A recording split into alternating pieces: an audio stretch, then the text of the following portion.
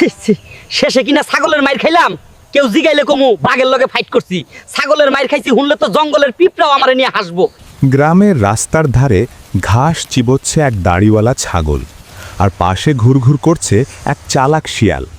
শিয়াল স্টাইল করে এসে বলল, আরে ছাগল ভাই, সালাম আলাইকুম। দাড়ি তো মাশাল্লাহ জম্পেশ, কিন্তু জট পেকে গেছে। চলুন আমার 5 স্টার সেলুনে, একেবারে হিরো আলম বানিয়ে দেব। ছাগল গম্ভীর গলায় বলল, হেয়ার কাট নাকি আমাকে কাট? তোমার সেলুনে গেলে তো আমি আর আস্ত ফিরবো না মামা। শিয়াল বলল, ছি ছি, এখন আমি বিদেশ ফেরত হেয়ার স্টাইলিস্ট, ফ্রিতে দাড়ি ট্রিম, সাথে ফেসিয়াল একদম ফ্রি। ছাগল মুচকি হেসে বলল, ফেসিয়াল ফ্রি? বাহ, তাইলে আগে আমার শিং দুটো তোমার পেটে একটু ঘষে দেখি স্যাম্পল হিসাবে। শিয়াল কিছু বুঝে ওঠার আগেই ঢাস একটা ভয়ঙ্কর গুঁতো। শিয়াল উল্টে পড়ে চিৎকার, ওরে বাপরে, এটা কি সেলুনের রিভিউ? আমি গেলাম, আমার সেলুন আজীবনের জন্য বন্ধ।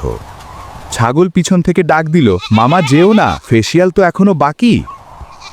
বাস্তব জীবনেও যখন কেউ আপনাকে অনেক বড় কোনো সুযোগ বা উপহার বিনা পরিশ্রমে দিতে চায়, তখন একটু থমকে দাঁড়ান। বিনা পরিশ্রমে পাওয়া জিনিসের পেছনে বড় কোনো মাসুল দেওয়ার ঝুঁকি থাকে।